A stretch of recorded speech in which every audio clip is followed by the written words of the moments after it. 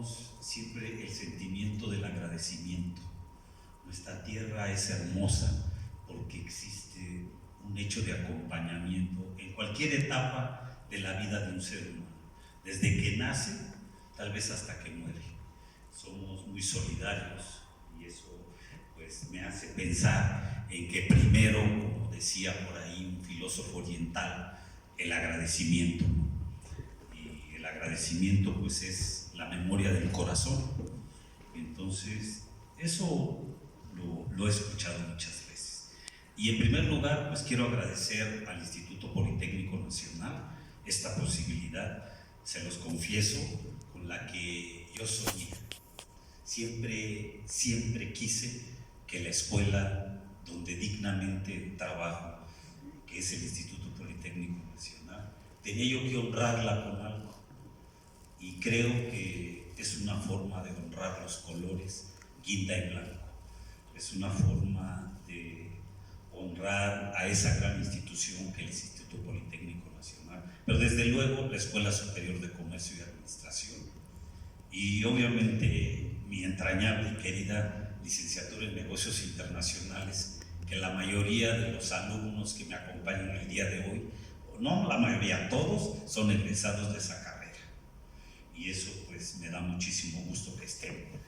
Y luego pues obviamente recordar a las instituciones. A mí, yo he sido merecedor de becas del gobierno de los Estados Unidos, ¿cómo no? Evidentemente yo también presto mis servicios en el Centro de Estudios Superiores Navales, en la Universidad Naval, en el área de la seguridad nacional, y también un agradecimiento a esa gran institución. Y desde luego pues recordar a los míos, a mis ancestros. Mi padre murió cuando yo era muy joven, muy jovencito, y yo estuve bajo la tutela de mujeres, como todo ismeño, mi abuela, mi madre, y bueno, pues un gran recuerdo para ellas. Pero también tuve la oportunidad el verano pasado de ir a concluir esta investigación. Estuve en la Universidad de Virginia, en el Centro de Estudios de Derecho y Seguridad Nacional, y bueno, un gran reconocimiento a esa gran institución. Y desde luego a nuestro director general, al doctor Mario Alberto Rodríguez Casas, por esta posibilidad. Y desde luego, pues obviamente a David, que es mi presentador, y la verdad es que él lo contó muy suave, o sea, lo contó muy bonito. Primero dijo, nos fuimos a tomar un café, bueno, quién sabe, ya no recuerdo, pero no creo. A lo mejor nos metimos a la ópera. Seguro. No voy a decir que el culto es el Félix que se va a la ópera, no. Es un bar muy bonito que está en las calles de 5 de Mayo y Filomeno Mata, que me encanta, ¿no? Entonces, bueno, entonces a lo mejor ahí fue David. Y entonces le dije, me dice, oiga, profe, ¿le puedo echar la mano? Desde luego, únete al proyecto. Le digo, pero esto está difícil, no es fácil. No importa, va. Pues ya lo vivió, desde luego fue un gran acompañamiento, vivió los momentos de tensión, y yo creo que todos los que fueron mis alumnos conocen mi carácter un poquito, y entonces pues finalmente terminamos, y este libro tiene pues una historia muy hermosa, la verdad, porque costó mucho trabajo que se viera ya impresa. Se ve bonito, me gustó, obviamente. El mundo está contenido aquí, América del Norte. Adelante, Berenice y Luis, su esposo. Realmente emotiva, porque uno como profesor de una gran institución, como lo es el Instituto Politécnico Nacional, pues desde luego que aspira. Si otras casas editoriales me han publicado, caray, ¿por qué no lo iba a hacer el Instituto Politécnico Nacional, a quien amo entrañablemente? Porque siempre he dicho que los seres humanos pues somos pasajeros. Lo que permanecen son las instituciones. El Poli es para siempre, o el Instituto Politécnico Nacional, la ESCA Santo Tomás para siempre, la licenciatura para siempre. Nosotros vamos de paso. Entonces también hay que darle evidentemente su reconocimiento a esa gran institución. Y estas fueron las circunstancias. Y bueno, y entonces me preguntaba Nacho, oye Félix, ¿y cómo le haces para que finalmente después de una investigación quede un libro así?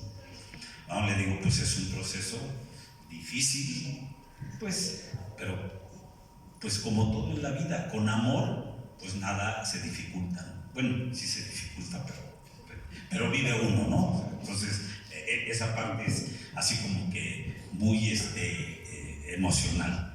Y entonces me empecé a trabajarlo a partir de un curso que yo tomé y un libro allá en la Universidad de California en San Diego, en el US Mexican Center, donde se estudiaba cuando entra en vigor el Tratado de Libre Comercio de América del Norte, la propuesta de cómo este nuevo instrumento de comercio entre México y los Estados Unidos y Canadá iba a impactar al mundo. Y evidentemente, pues, fuimos testigos de la caída del muro de Berlín. Y yo sostengo que sin la caída del muro de Berlín, este proceso de globalización que vivimos, que no es actual, las globalizaciones han sido permanentes, pues tenía que darse porque lo que se globalizó, en mi opinión, fue el capitalismo. Y entonces yo pensé en que el impacto número uno de la globalización no iba a ser que el mundo se iba a convertir pues en un mercadote, ¿no? Y uno piensa a micro y dice uno, bueno, cuando uno está en la Ciudad de México, en su pueblo o en una región, pues uno ve que hay muchos mercados, no nada más hay uno. Y entonces este proceso, pues yo creo que impactó al mundo en que el mundo se dividió en regiones. Y una región que se integró, una región que fue una respuesta precisamente a este proceso de globalización, pues evidentemente es la región de América del Norte. Y entonces lo que yo propongo en mi primer capítulo es tratar de definir qué es la regionalización a partir de ciertos autores. Aquí quiero hacer un paréntesis y quiero decir que este libro es un libro de texto, es decir, es un libro que potencia o que pretende potenciar las competencias de los análisis en los estudiantes de los negocios internacionales, de las relaciones internacionales, de los procesos, sobre todo que tienen que ver con los acuerdos de libre comercio. Y eso es una, desde luego, y yo lo he dicho siempre, les digo a mis alumnos actuales y a los de entonces, vamos a llegar a conclusiones, no a verdades absolutas. Entonces, este libro, pues evidentemente, tiene propuestas, pero no tiene verdades absolutas, porque el mundo y sobre todo el mundo internacional es muy dinámico, es muy sujeto a cambio, tiene ciertos impactos, lo hemos visto. Nuestra relación con los Estados Unidos evidentemente es una relación de cooperación, es cierto, pero también de conflicto. Ahí están, esta dicotomía en una relación compleja, difícil, que históricamente pues, se puede ver y se puede reflejar en las etapas que hemos vivido. Y yo la verdad es que a veces me gusta revisar la historia contracorriente. Yo soy un amante de las teorías del maestro Embudno O'Gorman, que publiqué en mi primer libro. Este maestro escribió un libro hermosísimo y muy estratégico, cuando él escribió un libro que se llama México, el trauma de su historia, que no se conoce, un libro que se publicó el siglo pasado, en la década de los 60, donde todos estos impactos los preveía el maestro O'Gorman. Y él decía en sus cátedras que la historia no es un proceso lineal, la historia es un proceso que puede dar un vuelco, y evidentemente ahí está la historia. O sea, Chile vivía en paz hace 6 meses, en Bolivia no se vislumbraban estos problemas. Vamos a la región que nosotros queramos ir, hay conflicto. No se diga en México y Estados Unidos, donde la región de América del Norte contiene pues un país poderosísimo, el más poderoso hasta el momento, económico, comercial, financiero y militar. Y entonces, pues lo que pretendo yo estudiar aquí o proponer es que este proceso de regionalización se está dando en todo el mundo, y analicen con todos sus defectos y todas sus fallas el proceso de la Unión Europea. Y América del Norte creo yo que es una región que se ha consolidado precisamente frente a otros mercados y frente a otras regiones como una región altamente integrada, sin duda alguna. Y lo veo así porque si ustedes analizan los niveles de comercio entre México y los Estados Unidos, a la fecha nos hemos convertido en el primer socio comercial de los Estados Unidos. Es donde yo propongo, el regionalismo está impactando, pero un proceso histórico evidentemente. ¿Y cuál es ese proceso? Pues bueno, que encontraste una región geográfica, y hubo ese proceso de una tendencia, el regionalismo, y el proceso es la regionalización, de tal suerte que ahí tenemos 3 elementos: región, regionalismo, regionalización. Y entonces yo en un epígrafe recordé al maestro Juan Rulfo. Juan Rulfo escribe, creo que los cuentos más hermosos que yo he escuchado en mi vida, después de los que me contaba mi abuela y mi madre. Y cuando uno lee El llano en llamas, parece uno que está en la hamaca del pueblo escuchando a la abuela contarnos las historias. Sí, los provincianos nos sentamos en la puerta, en el quicio de la casa, y cuando va pasando alguien ahí dicen: ¿y quién es? Te cuentan una historia hermosísima, ¿no? Es que ya sabes. Bueno, entonces, y yo tomé esto de Juan Rulfo, dice: y a mí se me ocurre que hemos caminado más de lo que hemos andado. Yo creo que eso aplica mucho a la región de América del Norte. Sí, evidentemente hemos caminado más de lo que hemos andado históricamente, geográficamente. Ahí está cómo se conformó la región. Yo creo que nuestros ancestros aztecas pues no dijeron: venimos al mundo a ser vecinos de los Estados Unidos, ¿verdad? Ni tampoco los canadienses. ¿Qué nos hizo vecinos? Pues la historia. Yo no veo otra forma de explicar esa vecindad compleja, difícil.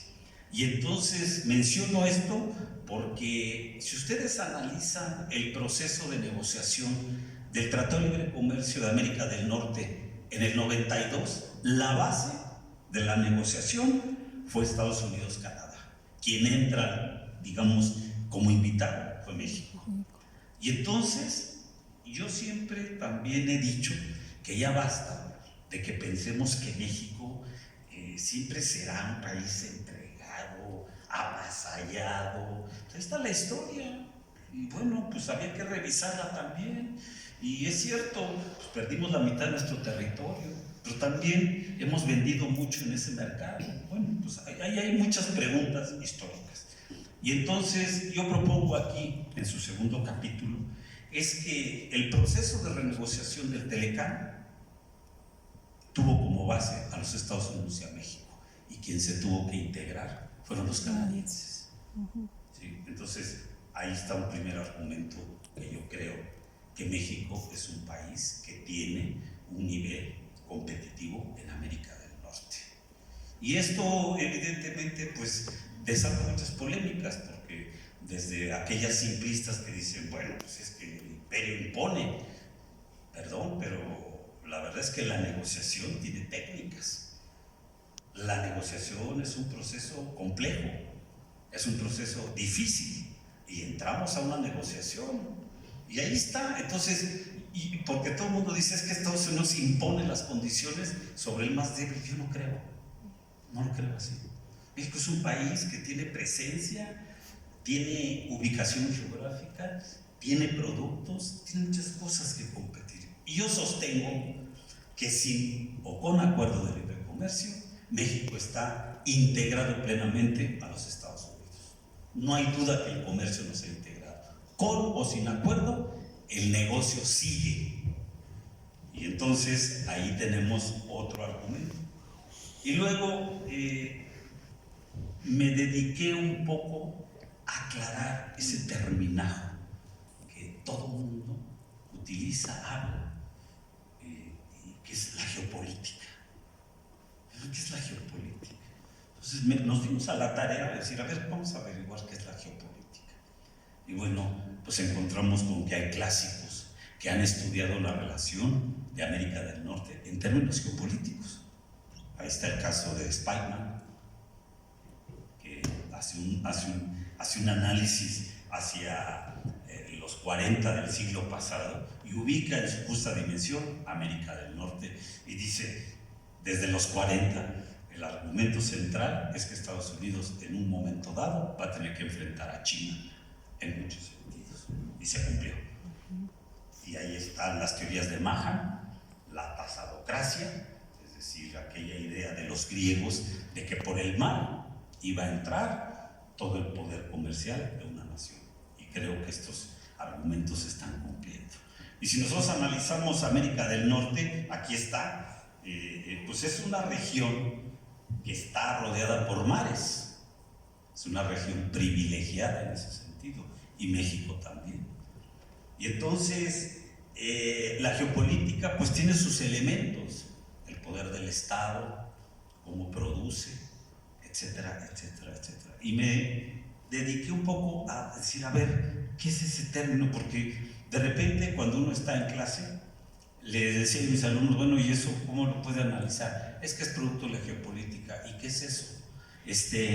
No, pues bueno, yo lo que traté de hacer fue esa parte. Y luego, lo que analicé ya para finalizar y entrar en diálogo, es que hubo una postura, y hay una postura del presidente Donald Trump frente a la renegociación de América del Norte. ¿Y cuál fue esa postura? Evidentemente amenazó con retirarse. Y todo el mundo decía, es que se va a acabar. Lástima que no traje las dos entrevistas que me hicieron en el Canal 11, cuando dijeron, es que, me dice el entrevistador, es que acaban de declarar que el Telecán está desahuciado. ¿No? Le dije, pues qué bueno, está desahuciado para esos analistas, para mí no. El Telecán estaba vivito y coleando.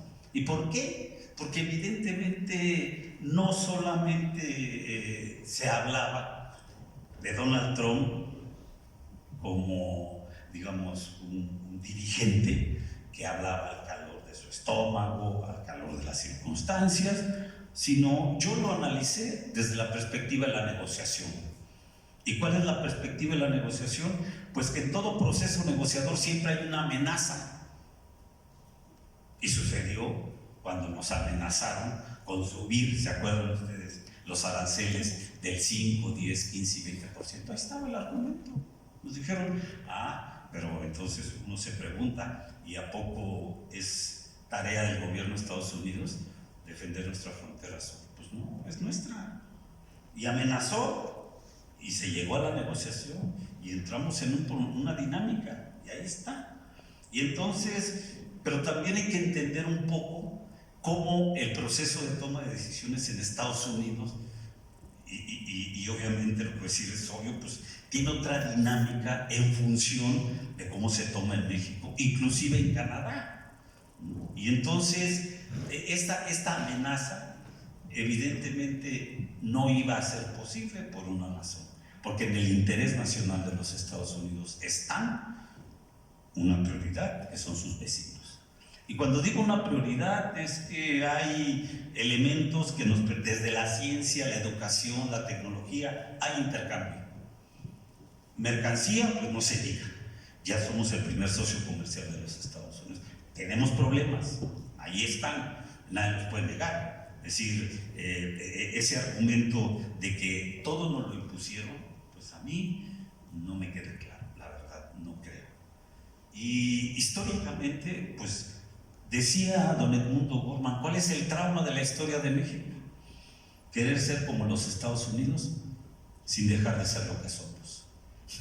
Y el reflejo, pues es nuestro sistema político, pero evidentemente funciona de manera distinta. Y ahí es donde el argumento que yo pretendo es que esto necesitaba analizarse desde una perspectiva del interés nacional, tanto de los Estados Unidos como de los mexicanos. Y entonces este texto lo que tiene es análisis, propuestas, muchos autores. Desde luego no tiene verdades absolutas, nunca me he basado en eso. Es una propuesta de estudio, es una propuesta para los estudiantes, para los que tienen, digamos, interés por las cuestiones internacionales, y creo que pues eso nos, a todos, porque bueno, ahorita hay polémicas, y allá están mis cuatro alumnos, que el viernes defendieron muy brillantemente su tesis. Hicieron una tesis sobre el Istmo de Tehuantepec y su impacto en los negocios internacionales, y sacaron una conclusión: que este canal o este tren interoceánico que va a unir al Pacífico con el Golfo va a tener una repercusión en el comercio, no solamente con Europa, el Atlántico, sino con la costa este de los Estados Unidos, y va a cortar la distancia entre México y Canadá, entrando por esos puertos. Bueno, ahí hay un argumento, lo tienes que ver, ¿no? Decía mis alumnos, decía yo, pues tienen razón en tener ese tipo de análisis. ¿Por qué? Porque entonces yo pienso que hay cosas que se tienen que hacer. Yo rompo un mito. A mí me dicen, es que el comercio de México se tiene que diversificar. ¿Cómo que pues está diversificado, maestro? Pues me queda claro, tenemos 12 acuerdos de libre comercio, más un 13º que está por aprobarse, que es el TPP-11. ¿Dónde entonces está el argumento de que no hemos diversificado nuestro comercio? Hay razón en una cosa, porque yo soy de allá. El gran olvidado de los acuerdos de libre comercio es el sur-sureste. ¿Y qué nos falta ahí? Infraestructura. No tenemos logística, no hay infraestructura. Entonces, ¿cómo pensamos que podemos despegar el desarrollo de esa zona sin eso? ¿Por qué? Porque un pilar fundamental del desarrollo económico de México pues es el comercio, sin duda alguna. El mundo ahorita es el pleito por los mercados, ahí está. Entonces dicen, ¿y en qué sentido hay que diversificarlo? Pues yo a veces se los digo a mis alumnos, pues es que si vives en Iztapalapa, no tienes por qué venir a comprar la Cuauhtémoc, perdón, o a Miguel Hidalgo, ahí está el mercado, ahí está el tianguis de San Felipe de Jesús, no es el problema. Perdón, pero hay que decirlo así. Bueno, si los gringos nos están comprando un montón, pues ¿a quién le vendo? Y está cerca, ¿no? Pero además hay productos que les encantan: el aguacate, la pitaya, el jitomate, 20,000 cosas, y ahí está. Bueno, ¿quién entonces se puede convertir en tu socio? Te guste o no, si te compra todo lo que produces. ¿Quién? Y yo me pregunto. Y tenemos un acuerdo con la Unión Europea de Telecuid. Son 28 países, todavía contando a Gran Bretaña, y no tenemos los problemas que tiene la Unión Europea en ese sentido, evidentemente, ¿no? ¿Por qué? Porque si tú analizas la realidad de esa integración comercial, de esa integración política, de esa integración de seguridad, lo que estás viendo es que pone en riesgo la división de Europa. Ahí está el caso de Irlanda del Norte, sin duda alguna, país de Gales, ¿sí? Los ingleses conservadores están peleando entre ellos mismos diciendo, ¿sabes qué? Aquí pues mira, el mercado nos conviene. No, ahí está el síndrome de Dunkerque, nos abandonaron en aquella época, la Segunda Guerra Mundial. Y yo siento que América del Norte se consolida como una región que con o sin tratado de libre comercio es dinámica, vende, y es una región que compite, porque también este libro, yo le decía a David, tenemos que hacer mapas, gallo, y va, me dice, entonces hicimos un ejercicio de mapas, en donde si tú analizas los 3 países que componen la región, aquí están estos 3 países, y proyectas geográficamente todos los acuerdos que tiene la región, vas a descubrir algo. América del Norte pretende convertirse, si no es que ya lo es, en el centro de gravedad del comercio mundial. Interpretamos esto en términos estratégicos y vamos a Clausewitz, a Jomini, pues evidentemente lo que estás haciendo es convertirte en un poder regional frente al mundo tan competitivo. Y por último, hicimos un pequeño análisis, ¿por qué? ¿En qué contexto se da la renegociación del Telecán? ¿En qué contexto? Pues yo creo que fue en el contexto del enfrentamiento comercial entre China y los Estados Unidos. Y el resultado ahí está. Pues la verdad es que hemos ganado.